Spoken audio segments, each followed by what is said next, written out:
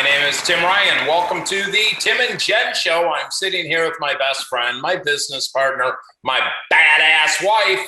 Hi, I'm Jennifer Jimenez Ryan. Thank you, everyone, for tuning in. I'm really excited. I got to say this before you do the intro and all that, and we go into that. I'm really excited about our guests. The one thing I do got to say is because you guys are like, we're family, all of us, and you guys are super close. I'm super close with him, too. And I met him like 12 years ago, I want to say. I thought we weren't talking about I know, the guests but like yet. I'm really fucking excited about that. And I just need to claim that I knew him before you did. That's Whatever. That's my only moment of competition. Yes, but I think I was, now that you had to bring this up, I think I was the first person, maybe the second, to get a signed copy of his book, because when I showed up at his condo, he had just got a shipment of books in. That's amazing. But I mean, listen, you win. Right. Like the whole thing is you win, and yeah, I won with you. Aw, honey, that's so sweet. So what happened? What's going on? Well, today, a magazine came out, Recovery Today magazine, and we happened to be on the cover, which is so freaking cool. First couple on the cover of Recovery Today magazine. You've been on the cover before. Yeah. I had a little corner insert. Wee Man was on the cover, and I just had a little corner. But it was a big deal. Yeah, it's cool. I'm so grateful to Rob Hanley and I'm really grateful to be part of the Recovery Today magazine family. So if you're listening, you can go to your app store and download Recovery Today magazine. It's a monthly publication. You can obviously see the magazine with us on the cover and read the entire magazine. It's great. Get the word out there on that. But the thing that hit me today after that came out was 8 years ago, I was still in prison. So, I go from being R68915 to fast forward to today. I'm married to you. We've got a thriving business doing interventions and speaking event and treatment navigation. We've got a badass podcast. So yeah, recovery does not suck. And things happen. It was a big deal for me because the last magazine cover I was on was last month. So cool to fucking say. I was on Lux Media. Our platform here, Lux Media. And to say that I was like the first Latin female, the first Latin woman on that cover, and to have a fashion magazine, now to have a recovery, magazine with like amazing people that have been on the cover before. And to know that we had a vision when we first got together, and before we got together, like on a romantic level, our passion had purpose, and like just to kind of, get that little coming together now. Nice. Yeah, it is. And there's a lot of other people out there that are tirelessly working and don't get on those covers and all that, and I get that. It was just a really cool moment. And I know that they work just as hard, if not harder. So I just kind of wanted to say thank you to the recovery community. Thank you to Recovery Today. And also thank you to you. Thank you for helping, that vision, that manifesting, and having so much passion and heart for wanting to help other people and us coming together for that. You're welcome. Moving on. You're already over it? Oh, totally over it. Yeah, you lose my attention span is about. But you gotta let me be able to do I did. I let you do what you do, and. No, but you're like already. But you cut it off. Like you can kind of act a little. I think it's badass. It is. Okay. It's been a long day. And that's us bickering. Welcome to our marriage or our life. We're very open and transparent about it. What the fuck? I don't give a fuck. I'm supposed to say the bad words. I want to get to our guests. I know. I'm really excited. I want to get to our guests. So. The Prince of Cards. This gentleman, our next guest, came into my life probably 4 years ago. Actually, Eric Bischoff introduced me to our guest, and he said, you guys got to meet. We had a phone call. I think it was over an hour, 2 hours long. It was a long phone call, and we just hit it off right out of the gate. He brought me into his inner circle. I brought him into my inner circle. Of course, you met him 12 years prior. And we'll be able to talk about where you met him. But you know what? He's just as good to you and to me and to everyone that I know that knows him. Yes. He runs a nonprofit called Aiming High. He's wrote a book called Aiming High. He can get into details. He's one of the top sports agents. I'll take away the word sports because he has a lot of sports people that he manages, but he manages a lot of high profile celebrities, actors, actresses. And this guy is determined and at a very young age got into baseball trading cards and was a millionaire by 19 years old. That doesn't happen too often. Let's welcome Darren Prince to the show. Hey, Darren, how are you, brother? Thank you for the intro. And I'm honored not just to be here with you both, because you know how much love I have, but the Recovery Today magazine launching. And I just happened to be here on that day. And as we say, you can't make this shit up. No. Pretty badass, isn't it? I mean, Darren, you've had some pretty badass things happen in your life, and we'll get into that. You're a little kid from Jersey who had a fascination about baseball trading cards. When did you start getting into trading cards? How old were you? 10, 12, what? Yeah, I mean, I think everybody, when they're teens, all guys, you know, you collect them, and then you get to a point where I think they weren't cool anymore. You know, it's just kind of corny, and a lot of my friends are more into dating and partying, you know, 13, 14, 15. And I was just so mesmerized by these cards. And I would buy a price guide back then called CCP, which is Current Card Price Guide. And it was unlike the stock market. It was a newspaper that would come once a week. And I would see cards that I, you know, either had that were worth a quarter, now worth $1 or $2. And then I started getting an idea. I was like, you know, a lot of my friends, they're just not into this anymore. Maybe I should start buying their collections. You know, $25, $30, $20, whatever it might be for a shoe box. And I had 4 different jobs. I was working at a shoe store in the stock room with sneakers. I was busboying tables at a diner called Don's. I delivered pizza for a place called Calabria's, and I was squeezing orange juice at a place called King's. And I would just take all that money and buy their cards, and everybody would make fun of me. They'd be like, "Hey, you're such an idiot. What are you doing with these things?" And you know, ironically, they wanted me to come out on the weekends and party, and it just wasn't my thing. I was like a nerd with these baseball cards. I'd make sure there was one of the best holders. And back then, you know, there was really no computers I had access to, so I had a typewriter, and I would literally type on my inventory, see the value, and it was my intro to business teacher that really gave me the push to get started. Well, what's interesting too, Darren, is you were working 4 different jobs to make money, to be able to invest in your business, to buy your buddies trading cards or whatever. Most people don't think like that. No, they don't. I mean, I started working young and I ran pizza restaurants, but my whole purpose in that was having gas money to put in my boat so I could water ski, to buy water ski t-shirts, equipment, and buy alcohol. That was my priority. When you were saying that right now, when you were saying what you were doing in the inventory and typing stuff, like I would wash people's cars, like I was allowed to do that. And I worked as a hostess when I was 12. But before that, I was washing people's cars. And I did that because I wanted money to like go buy ice cream and go buy like a shirt or something that I wanted. But like I wasn't taking inventory to like make a future for myself the way you were. Like, how do you get, like, I don't even understand or can like put that into like any kind of phrase in my mind right now. How do you do that? So my teacher, I'm still very close with to this day, Elliot Lovey, was a tremendous mentor of mine. He believed in me. Like you, Tim, I was classified with a severe learning disability, verbally teased in special ed classrooms. So he challenged the entire intro to business class one day to go home and create a business. And this was one time that I go, wait a minute. I go, I got it. I go, I'm finally going to get an A on something because I've got the business in my mind. So I came home and I sat down with my dad, may he rest in peace. And I said, Dad, I need insurance on my baseball cards. And he looked at me like I was a little bit crazy. He goes, what do you need? And like a hot shot suburbia Jewish kid, I go, I need about eight or nine. And he goes, okay. He goes, I'll call the homeowner's insurance, Darren, in case we ever get a flood or God forbid a fire, I'll get you $1,000 worth of insurance. And I'm in my pajamas and I start pulling on him. I go, no, Dad, 8,000 or 9,000.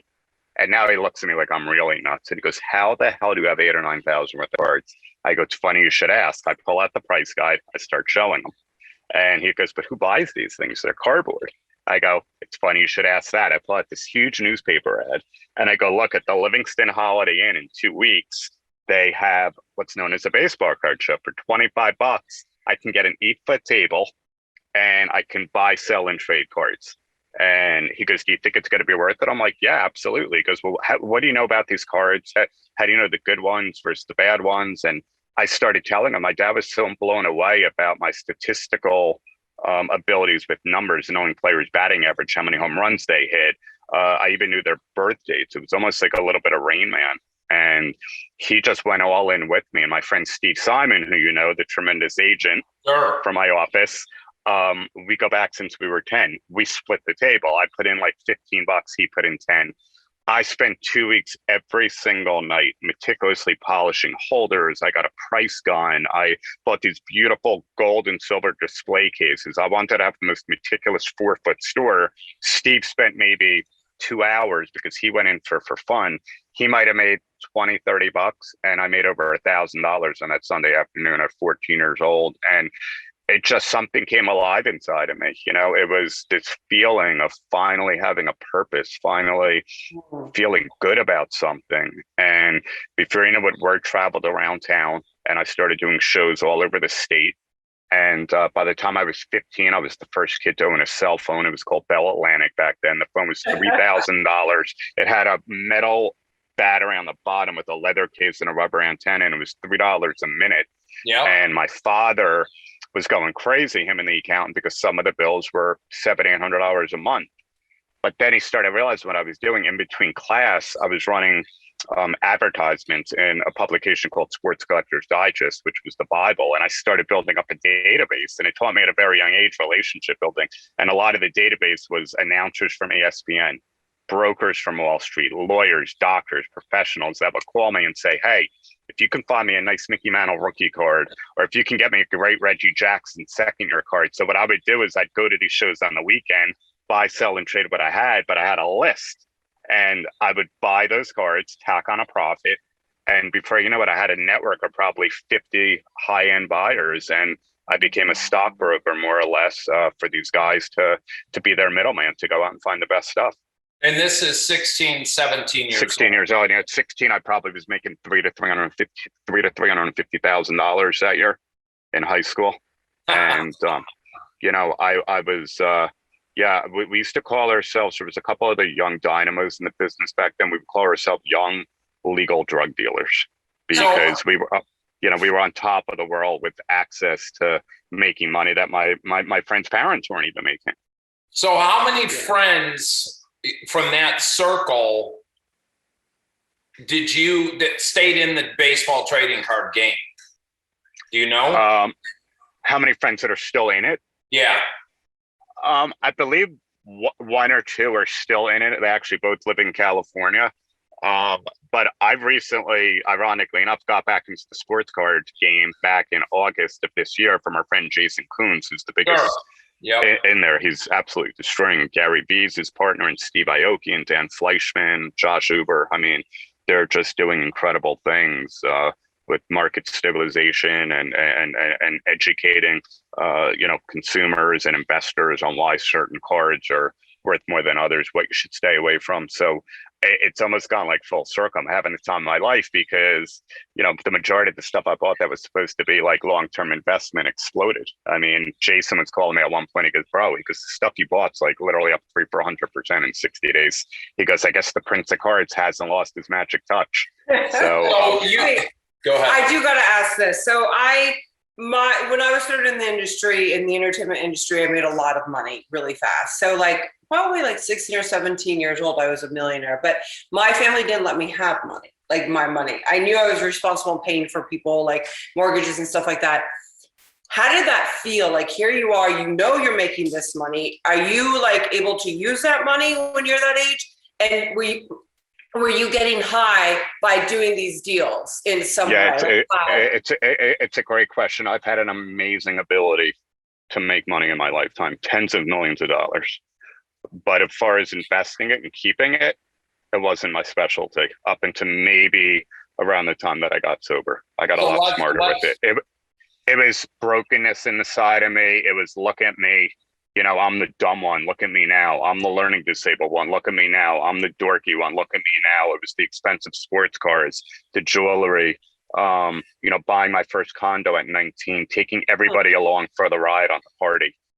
10, 15 people to Vegas, Atlantic City, giving everybody cash to gamble with, paying for all the expensive dinners because I needed it.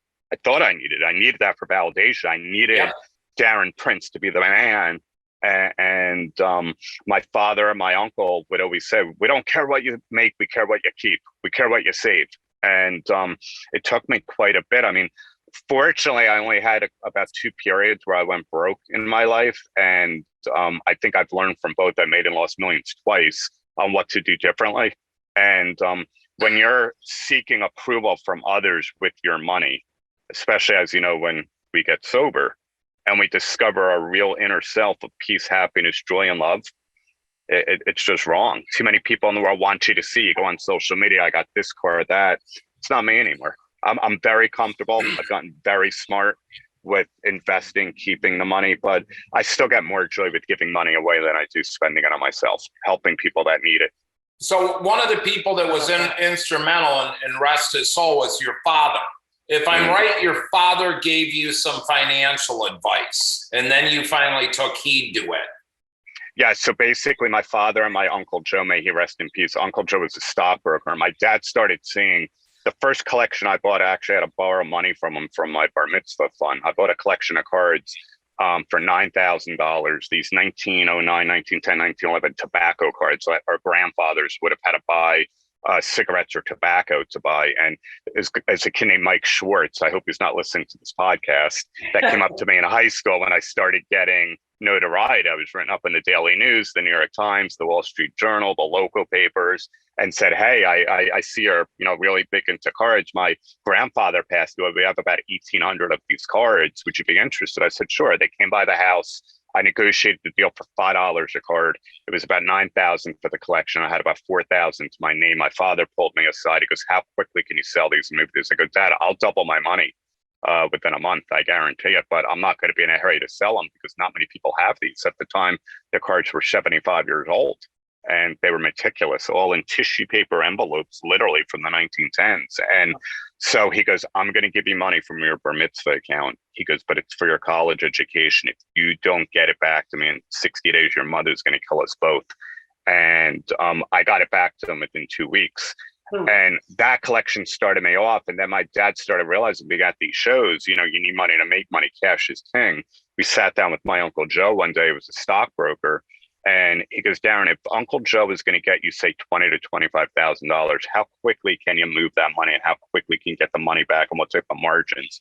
And I was like, in today's industry, I'm like, you take me to 2 shows in 2 weeks, I'll turn it into 50,000 in a matter of 2 to 3 weeks. And the very first show, I got into a deal for 20,000, came back on that Monday. I had a big dealer come from New York. I flipped the entire deal for 35,000. Paid the guys a $5,000 profit, and that was it. I was off to the races.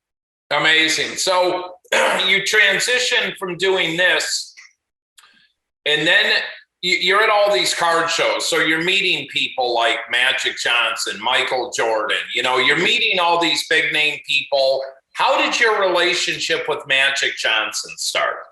So at the shows, they were just like Comic-Con conventions back then. There's all different athletes signing autographs, and people are in line all day waiting with their items to get signed and to get a photo. And I think, the brokenness in me, the insecurity that always needed the notoriety, was so drawn to that. I just, this is amazing. Like, these people can wait in line, shake their hero's hands, take a picture, and then show everybody how cool they are.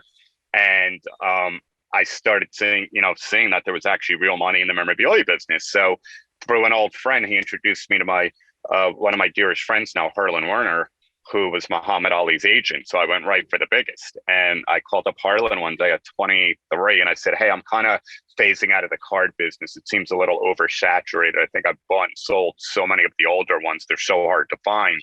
I want to kind of dabble in this. How would it work? And he goes, Muhammad gets X amount of money, sits in a hotel room. This is what he signs. This is how many people you're allowed. And I can help you get the product. And that first signing was in 1993. We did about 500 items, boxing gloves, Everlast boxing shorts, his classic white with the black trim, and a bunch of photos with the Beatles and Elvis Presley and knocking out Sonny Liston, that iconic shot where he's Flex standing over him.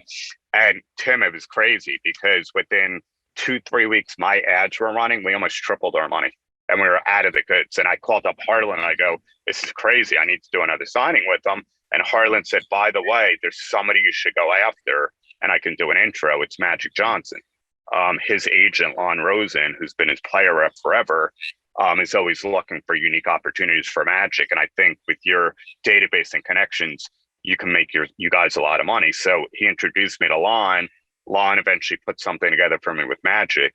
And 3 months later, I was with Magic, and the rest is history. I eventually got to a point where I built that company, sold it. There was some fraud issues that I got involved in. Not that I was at fault, but it basically hurt me tremendously financially. And the industry really took a downturn because a lot of collectors were so worried about fraudulent autographs. There was no real authenticator back then that could validate it unless you saw it signed. And Magic came to my rescue. He knew I was beaten up financially, emotionally. I got put on probation. I got a felony charge during my interview with the FBI. I kind of protected my source. I thought he was legit. He wasn't. And Magic said, look, God tests great men and women. He always does. And he's testing you just like he tested me when I was diagnosed HIV positive. He goes, you're going to make lemonade out of lemon. I can guarantee it. And I'm not going to leave your side. He goes, when we go to these shows from now on, I want these dealers. I want you and I walking through the front of the convention center, no longer in the back. I'm like, well, I call him Urban by his real. I'm like, Urban, that's crazy. You got to walk through all the fans and the crowd and the pandemonium when they see it, because it doesn't matter. I'm not doing it for me. I'm doing it because I want every one of these guys to say, wow, Darren Prince made a mistake and he still has Magic Johnson. Because I know all about what it's like to make a mistake in the public eye. And you're a good dude and I love your family. And I want to see you do better and I want to see you do good. And it was on a fly fishing trip with my dad in Alaska that I went with my last $3,000 at 24, 25 years old. And he didn't want me to go, old school Jewish guy. He didn't want me spending the money, but I demanded it. And we're there. And I'm high as a kite on Vicodins and smoking weed in and out of the bathroom. He had no idea because I was keeping it a secret then. And he asked me, what's your next move? I said, Dad, I want to be an agent, but I don't 8 years to go to law school or the intelligence. And it's like, law school? Why do you need to go to law school? And I said, well, don't you need to be a lawyer? Because Darren, life is about who you know, not what you know. And you've got access to some of the biggest stars in the world: Chevy Chase, Magic Johnson, Muhammad Ali, Pamela Anderson, Joe Frazier. There's not an entertainment lawyer in Hollywood that wouldn't kill for your relationships. Go talk to Magic. He supported you through this, and I guarantee he'll support you, through whatever your future endeavors are. And it was about a month later, I was with them alone in Detroit, Michigan, and I had the opportunity. It was almost like fate. He usually traveled with security and his assistant, and our rooms were next to each other. I had to knock on the door to make sure he was ready to go to a public appearance that we had. He invited me in and said, sit down, boy, because I want to catch up with you. He's just such an amazing individual, and asked me how I was doing. Am I recovering financially? And he actually said, what's your next move? The exact words my father said to me. And I was so nervous. I'm sweating my ass off. Of course, I had to take a handful of painkillers before I went in to deal with him, because I never felt comfortable in my skin around these iconic stars. And I got the nerve to ask him. I'm sitting there for a 5-10 second plus. This is one of those moments, if I don't go for it right now, I'm going to regret it forever. And I'm looking down like, Urban, I want to become an agent. And I think I could do it. I really think I could work on the big stuff, the endorsements. I've got good people skills, the licensing, the commercials. He goes, well, boy, you better get yourself a big client if you want to start an agency. You got anybody in mind? And without hesitation, I go, I would love to have you as my first. And he said it again. He goes, you're a good dude. I love you. You have a good heart. Do you have a good entertainment lawyer? I'm like, no. He goes, well, you better find one, because I'm going to give you 2 years. But if you don't use me in those 2 years to knock down every door to bring in all the celebrities you can to build your agency, you're going to be fired before the 2 years is up. Because in life, Darren, it's not how successful I become. I'm going to take it to a business level the sports and entertainment world has never seen for a celebrity. It's how successful I make you and everybody else around me. It's a domino effect. But see, that's a true leader. That is a leader from his childhood to college to the basketball courts to becoming a serial entrepreneur. I mean, the man's a billionaire today. Yep. But for him to extend that olive branch to you because he saw it in your heart, and he doesn't know at the time you're on opiates and all this. And that's not the point of this talk here, because you were damn good at what you did, but you wanted to get to that next level. I think if you take it even deeper than that, like, let's talk about Magic. Like, Magic Johnson gets, like, you know, gets HIV, one of the first people out there to get it. I mean, you know, celebrity get, you know, all this stuff, and he turns it around, and he made lemonade. But not only did he make lemonade, he learned and grew from it, and he said, I won't let other people. So, like, sometimes when we're going through shit, right, in our lives, I go, I hope this helps somebody, you know, somewhere. You never know, like, and yet he turned that around. He used it to his advantage because he helped you. You know, and he gave you all the light that he needed when no one was there to give it to him, but he learned from it, and he was able to give the light and pass it on and give it to you. Like, what a beautiful thing. And then to know that you're at this point at the top of your game, and then you change careers, and you're at the top of your game right from the start, like right from the start. No, you had to build it. Yes, but he was at the top of his game. Like, it was being built for legacies and being the legend. Like, seriously, with what you do. Yeah. But he didn't know it at the time, but he was in the depth of his insanity and addiction at that time, because all this stuff was masking, it wasn't even masking you, but yet you were, like, leading to great places. It was a facade. It was imposter syndrome. The minute I signed him, I hired, you know, one of the most revered publicists of all time, Art Quarry in New York, was Andy Warhol's publicist. They had me all over, you know, the gossip papers, New York Post, page 6, super agent Darren Prince from Prince Markham signs Magic Johnson, you know, Chevy Chase. I started going after every one of them, and, you know, I believed it. I believed the bullshit, and, you know, but I still wasn't producing yet. And my dad was the one that humbled me, and he's like, "You're not super anything. Remember that. They're calling you a super agent because Magic Johnson is that super to a lot of people around the world."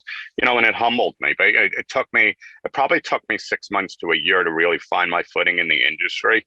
And then, you know, I always say I'm very careful when I speak to high school kids, because I stopped the illegal drugs. I knew I had morality clauses. I had tremendous sciatica and anxiety. And the best things for me were opiates, Oxycontins, Vicodins, and Percocets. And every doctor, when I'm putting them on the phone with Hulk Hogan, Joe Frazier, getting them signed jerseys from Magic Johnson and photos and Larry Bird, I mean, everybody's enamored by me. You know what I'm saying? They don't, you know, they just don't look at the other side. Like, how can this guy be suffering or struggling? And at that point, it was easy. I would carry legal prescriptions, and, you know, what was once living to use turned out to using to live. For 5 or 6 years, I was a rock star. I took over the industry, and I have no idea when it turned on me, and my superpowers were done. You know, one of the things you talk about in your book that you wrote is you got Smokin Joe Frazier and Muhammad Ali in a room together. Yep. Talk about that. It's the greatest professional accomplishment in my life. You know, the 50th anniversary of the fight of the century was on March 8th this year. I did a lot of media on it, and, you know, I got to work for the two kings of kings for 16 years and see this bitter feud that they have behind the scenes. They were just so regal, historically, culturally. To this day, Ali Frazier means so much, not just in the world of boxing. Any sort of rivalries, it was referenced into Ali Frazier of this, the Ali Frazier of that. And I just knew that there was going to be a moment in time, as did Harlan, who brought me into the Ali family to help, you know, work with him as well.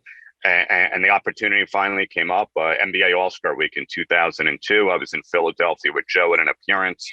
Muhammad's godson and wife Lonnie called me in the afternoon, and they knew that Joe wanted to meet Muhammad when he was in Philly. Joe didn't want to go on the road. He still had paranoia to know if Ali was going to set him up or just be disrespectful. And I looked at Joe, I said, "Champ," I was like, "You're not going to believe it. Lonnie just called it. They want Yumi and Marvis to go to their suite tonight and have dinner." And without hesitation, it was, "All right, boss man, let's do it." My best thinking at that point, we got back to the hotel, and I think we went there about 7 o'clock, and at 6, I started chopping up Oxycontins, Percocets, and Vicodins and mixing them up and snorting them for a good 30 minutes before I left the room, because I knew I didn't belong there in a single minute for this historic encounter that any president, any mega A-lister would have just been like, this is just incredible. And it's just crazy looking back at it, because, you know, those two men loved and respected me more than I ever loved and respected myself back then. You know? That's powerful. Wow. That's powerful, Darren. What was the catalyst to you getting sober? The catalyst was, you know, I had an overdose in Vegas. After that, I got somewhat honest. I went to an addiction psychiatrist. I told him what was going on. He told me I was an opiate addict. He put me on Suboxone. I wasn't fully truthful. I wasn't telling him I was sniffing Ambien before I went to bed at night, or that I was on antidepressants, a mood stabilizer, popping Klonopin and Xanax, whatever. I had the opportunity drinking a few days a week to the point of blackout, went out with clients. And eventually it was July 1st, 2008, that my uncle and his then girlfriend, Andrea, came to visit my mom in New Jersey. They flew in from Miami, and I was broken. I was beaten. I was done. I was cooked, every sense of the word. And Steve in my office, I've known since I was 10. It was really only Steve and my wife and maybe my dad at the time that knew, and Magic, because we did have a talk. And I think I did have a talk with Hulk a few weeks earlier that was very worried about me, Hulk Hogan.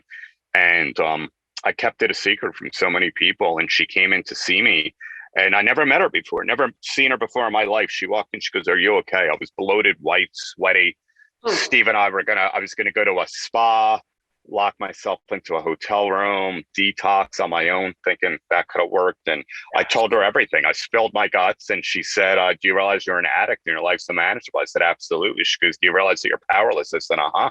And then she goes, "Do you realize, most importantly, that addiction does not discriminate? It doesn't care if you're from Yale or Jail or Park Avenue and Park Bench." And that broke my soul. That made the tears come out. And I knew I was done. And I was like, "Yeah." She goes, "Are you willing to do anything it takes?" I said, "Anything." I said, "I'm desperate." She goes, "I can help you over the next 36 hours, but you got to follow everything that I'm going to tell you to do, and you can have a life beyond your wildest dreams." And on that Sunday night, July 2nd, was about 6:30 at night. I came back from the gym. I was living there with my wife in the Caroline building. I'm shaking. I'm trembling. I got hot flashes, cold flashes. I call them up. They're back in Miami. I said, "I can't freaking do this anymore." I said, "I got to call the freaking doctor. I got to get what I really got to get. I swear my brain is so opiate deficient." And my uncle picked up the phone. He goes, "It's your goddamn disease talking. We're both in recovery. You got to go online, put your freaking ego aside, go to a 12-step meeting, put your damn hand up and tell these people you're sick, you're suffering and suicidal. Enough is enough." And I said, "I can't friggin' do it." I hung up the phone so angry. I ran into the bathroom, locked the door as I'm going through the medicine cabinet, and my then wife, Simone, is hysterically crying, banging on the door, "Baby, don't do it. Don't do it." It shouldn't know if I was going to overdose or whatever. And I opened up a pill bottle looking for 2 Klonopin, because that was the one drug she allowed me to take. And out came 2 extra strength Vicodin. And it was bizarre, guys, because we knew we cleaned out every medicine cabinet of the opiates. I was like, how are these here?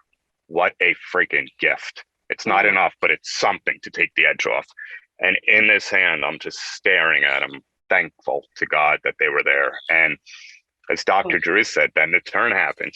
For whatever reason, I'm looking at them, and the gift of desperation came into my life, because I fell to my knees, shaking, trembling, crying, look up at the sky, screaming, "God, take the notoriety of the business. I don't care. I need a single day of freedom. I'm begging you." And I had a white light moment, just like Bill W. I had a burning sensation over my right shoulder and in my good ear, because I'm deaf in my left. I heard, "I've got you and you're ready." And I stood up, and it wasn't me. I flushed the pills. I got into the living room. I look online. I found a 12-step meeting in the upper 80s, and there was no Uber back then. I run downstairs. I flag a cab on a beautiful summer night, and I'm looking up at the sky on the way there, saying, "What the hell just happened?"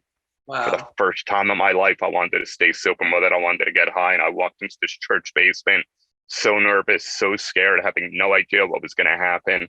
Been to meetings before, never understood, never identified. And I heard the leader say, "Is there anybody new and coming back?" And the so-called big time super agent was a fraud, and put his hand right up and said, "I'm sick, I'm suicidal, I'm desperate. I said, guys, I need your help. That's why I'm here. And about 10 to 12 spiritual brothers and sisters I never met before came over to me and hugged me. And, I heard things, take the cotton out of yours, put it in your mouth, stick with the winners. If you want what we have, do what we do. It's easier to stay sober than it is to get sober again. And from that gift of desperation, one day at a time, I became so immersed in 90 and 90 and much more after that, that the power of choice slowly came back into my life. And then when the power of choice came back into my life, and I realized from my sponsor I met 30 days in, Steve Delahoya, that if you want to get it to a next level and have the best insurance policy on your recovery, then it's about giving it away. And once I started giving it away, hope and recovery came into my life. So that was your one time getting sober. You've been gotten sober one time. Well, I shouldn't say that because I had a car accident. I got arrested 4 times at 21, was in an outpatient program. 2 days after I got out, I had a horrific car accident. Didn't think it was my fault.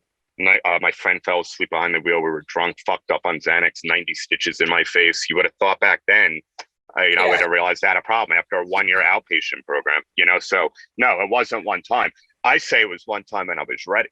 When you were ready. When I was ready and willing, and like I said, and I know that I was touched. I knew that I found a power greater than myself. I haven't looked back since. You just said something that's really important, because I was willing and I was ready. So I thought all the other times that I relapsed and that I was trying to get sober, there was a good 4 times that I thought I was willing and ready. But the problem is I forgot that I was ready once I was ready and doing it. So I don't want to ever forget. And you're reminding me. I love that. And what you're saying right now is so powerful because there's other people, and I'm a really big advocate that our bottoms, it's not a financial fucking bottom. It's it's a spiritual malady. It's a spiritual malady. So wherever you are financially, career-wise, family-wise, all this stuff, all that stuff's irrelevant. Some people lose it all, right? Most of us lose it all. But a lot of us don't get it ever back. But the fact that you're showing us that you can be at the top of your game, right? And yet it does not discriminate, and you were just as sick as he was and just as sick as I am. And you got better and you were willing and you're still willing and you're still ready every single day, and that's the key because in your industry and what you do there, you have a lot of power, and yet you don't use it to in a negative way. You are such a kind person. So coming up in July, you're going to be 13 years clean and sober. 13 years. In your recovery, what's been your biggest accomplishment? Man, just, I know the book Aiming High. I wrote it as a form of therapy. I wrote it to help people. I had no idea how it was going to change, not just my life, so many others around the world. I mean, we wrote it just hoping, you'd sell a couple thousand copies. And the marketing firm that represented me called me 2 weeks in that it became a #1 seller on Amazon in Australia, Canada, the UK, the United States, had that #1 bestseller banner next to it on multiple pages. And, I think the biggest accomplishment, honestly, is humility. I really do. And my friend Dan Rogers, who's got 30 plus years, we talk about that, it's our egos. And, as long as we keep our egos crushed and understand God or a higher power, if you don't believe in God, something is giving us this ability. And I don't do any interviews anymore, guys, when it comes to the agent life, unless I could talk about my personal journey. Because I found through my pain, my purpose, I found my soul on this journey. And when I beg God to take me out of hell, I will spend whatever time I need to go back into hell and pull others back out. I'm not breaking that promise one day at a time. And, the amazing magic that happens when, thanks to you introducing me to the idea with Brian Reddy and Oaks, what it's like when you're able to help somebody financially and you can actually meet them in person. Like the guy at Oaks when I spoke and said he was dead on the side of the road a few weeks earlier and the Massachusetts Turnpike Narcan saved his life. And the judge gave him two options. It was a second offense, 6 months in prison or state-run treatment facility. And the one outside of Mass was booked, and they connected him with Oaks. And Oaks said, we just got a grant from the High Foundation. We can put this man on a plane right now. And shows me his phone and says, because of you, Darren, these two beautiful girls, these two beautiful daughters, they're going to have a father. And they have a shot at a sober father now because of you. Pretty badass, huh? Pretty fucking badass. I told that story on Jay Shetty, and not only did I cry, but he teared up because that's the biggest accomplishment to me. I know I'm nobody special. I work for special people, and I said it on Jay. I said it on Omar the Rockstar. All these big interviews that I do. I don't need anything about the age in life. My time is up here. I need. Hey, let's get something fucking straight right now, Prince. This is the biggest fucking interview you'll ever do. So Jay Shetty, this to me is more special than all of them because we have such a deep love and respect for one another, but we know what it took to get us here. You know what I'm saying? Well, Darren, I want to kind of give you some kudos here too, because when we became friends, next thing hey, I'm going to be in Chicago, and my son Max and I, we come and hung out with you and Dennis Rodman, and the next day came back, and it was one of those signing events. And it's funny because my son Max is like, oh, there's so-and-so and so-and-so. And I said, I don't give a shit. There's Hanson brothers from the movie Slapshot. That was the best. That was the best. And that's who I got pictures with. But, then you're having me come to the Hulk Hogan and Ric Flair, right? With Hulk Hogan and Ric Flair, and Bischoff was there, and my son Max. And the time we had, though, Darren, I need people to understand, Darren isn't a guy that says, hey, come on, have you show up. He's introducing us to Hulk Hogan and Ric Flair, and they're taking the time to talk with us and not just take a picture. And at your Charlie Sheen loved your book when I gave it to him. Yep. And to talk about Magic Johnson, because we came to your birthday party. I don't get starstruck I rarely get starstruck. I get geeked out, and I got geeked out. It was the first time in a long time I got geeked out with Magic Johnson. But Magic Johnson, I was speechless. I mean, he was up by the bar. But he was about you. He sat there and talked to Jennifer and I for a good 15 minutes. I was so geeked 15 minutes, the nicest, politest man, him and his wife, Cookie, that you would ever get to know. And these people have sprinkled their dust into you, Darren, because you've got one of the biggest hearts. You're one of the kindest people. I'm absolutely glad you're in our life. You're very raw, and you're very real, and you're very open and vulnerable. And that's a gift. That's a gift not a lot of people have. Everyone needs to have that facade and whatever. And even though I'm in recovery, you are so honest about your journey, your transparency, and all your ups and downs and things that you're overcoming and things that you've overcome. And that's, for me, that's what makes a man, a great man, being so honest and being so raw and authentic.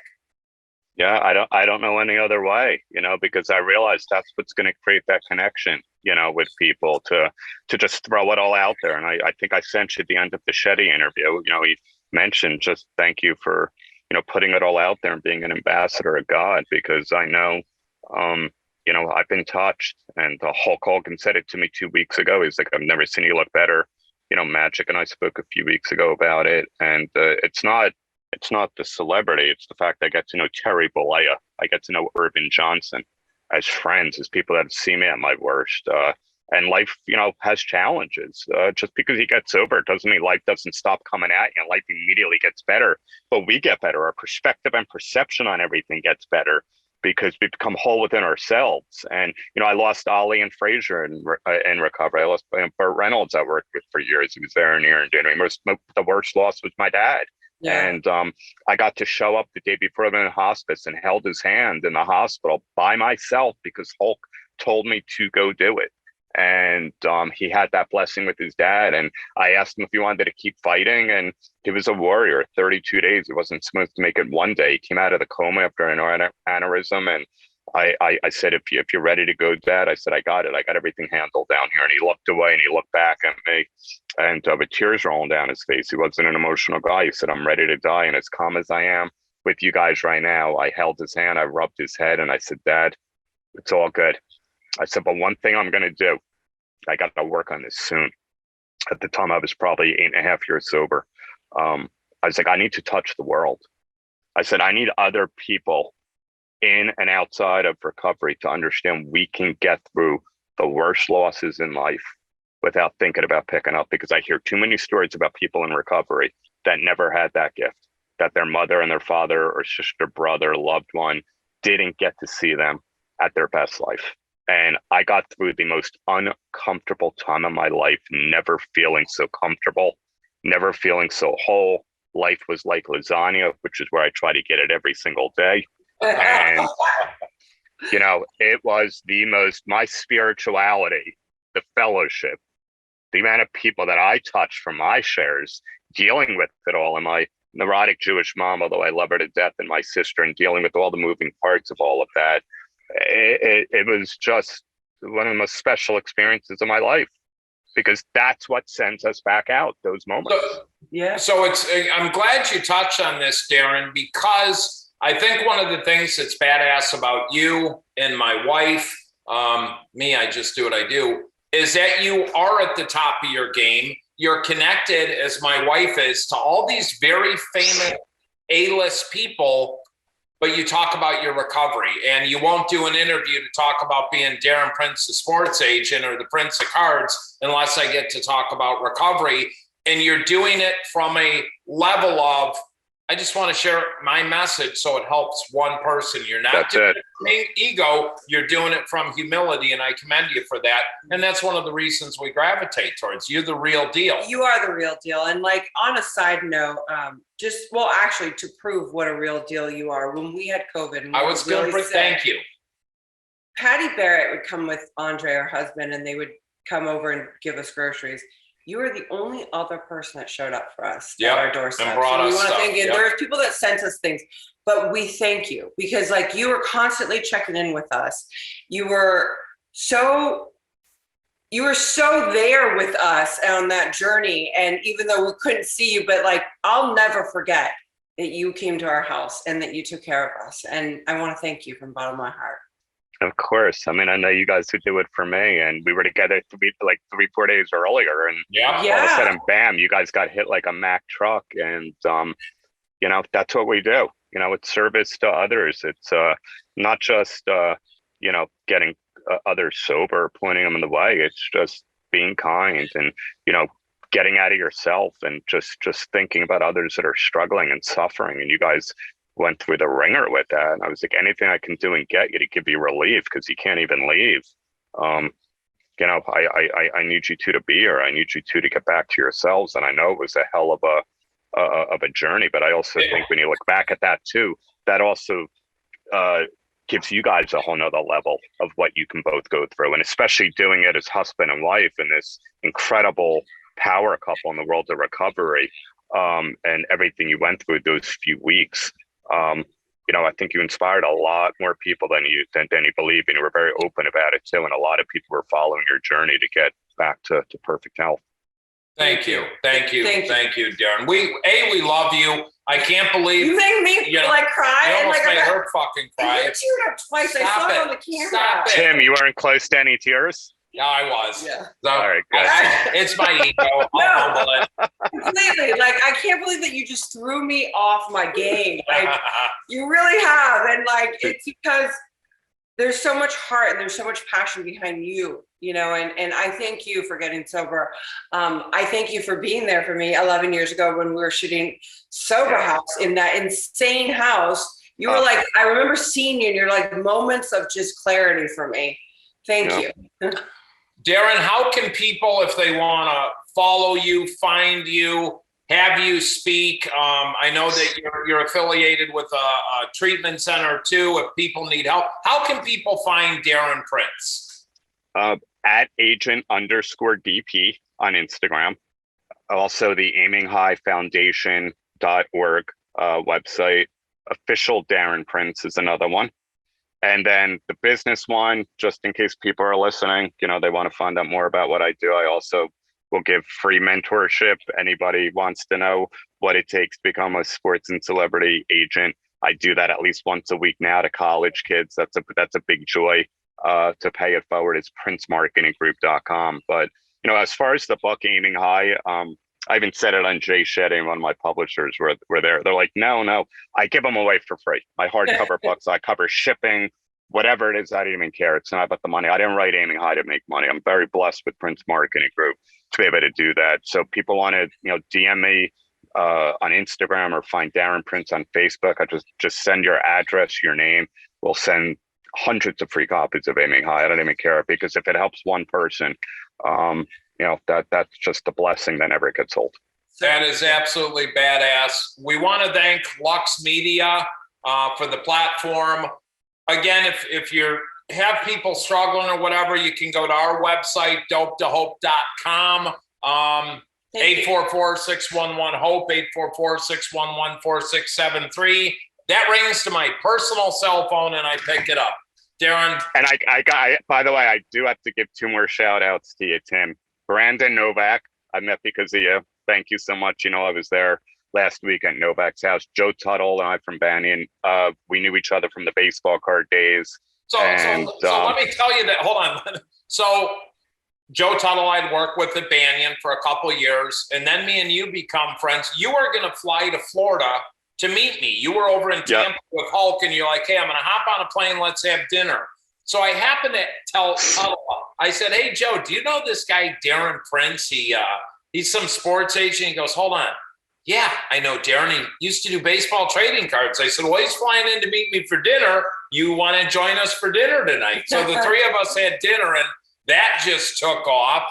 But it's crazy how everything is 6 degrees of separation. But anyhow. Bob Marrier, too, you guys were all. Yeah, you were with Bob this weekend. I just saw Bob Thursday night in Delaware. He's an amazing guy. He flew in. He had to, I guess, do an intervention. He got to come to my speech, and him, Brandon, and I. It's just a magical feeling. I mean, with anybody in the world of recovery, to know that we've all found our purpose. And I say it often. The Prince Marketing Group is great, and the relationships I've established. I could lose all the money tomorrow. I found myself. I could lose the business tomorrow. I found me. We'll open up a treatment center. We'll open up a sober living facility, whatever it is. Because when you find yourself in here and in your gut, in your heart, your soul, for the first time, Amen. Loving everything about yourself, it's the most amazing feeling in the world. Amen. It's beautiful. Absolutely. No, please keep going. I'm not cutting you off. Fuck yeah. Yeah. It would just break my heart about all the people. I've got 9 employees and agents, and my mom. I always say that would be the part that I can't take care of people. But honestly, something else would come up. I'd look back and say, man, God, what a run. What's next for us? Amen.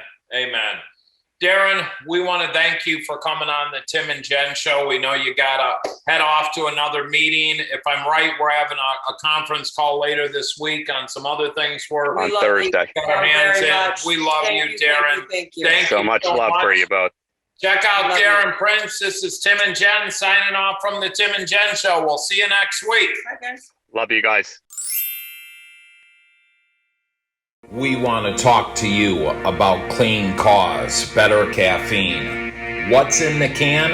Our organic, sparkling Herba Mate is a premium pick-me-up that won't let you down. Every can of Clean Cause contains 160 milligrams of better caffeine, and each sip supports recovery from alcohol and drug addiction. 50% of the profits go to assist people into sober living. Check out cleancause.com. Hope. At Rosecrans, it's more than a wish. Hope has power. As the proven behavioral health leader in the Midwest, no other program offers our depth of experience and hope here at Rosecrans. And when someone you love struggles with substance abuse and mental illness, hope plays an important part in recovery. Life's got bigger plans for you. We should know. We're the most trusted name in treatment and the best choice for those who dare to hope. Visit us at rosecrans.org. Life's waiting. Seaside Palm Beach is an executive luxury addiction treatment center located in Palm Beach, Florida. Our private clients come from all over the world, including business executives, professional athletes, celebrities, and more. Seaside Palm Beach offers first-class amenities and high-end accommodations, including a gourmet culinary experience, ocean views, pet-friendly facilities, and access to cell phones and laptops during your stay. If you or a loved one are struggling with addiction, please call us at 877-959-5053. Again, that number is 877-959-5053. Now, glutathione is a big word, but it's the body's own master antioxidant. So it's a scavenger for free radicals, for bacteria, and what's relevant now, viruses. This is new to the marketplace. There's no other product on the market that has the ingredient NACET. And basically NACET increases the production of that glutathione that is in our body already to strengthen and enhance our immune system and keep it strong. Elevated sense of well-being. Supports muscle strength and endurance. Cognitive function. Powerful liver support. Energy. Helps blood sugar regulation. Superior bioavailability of key ingredients.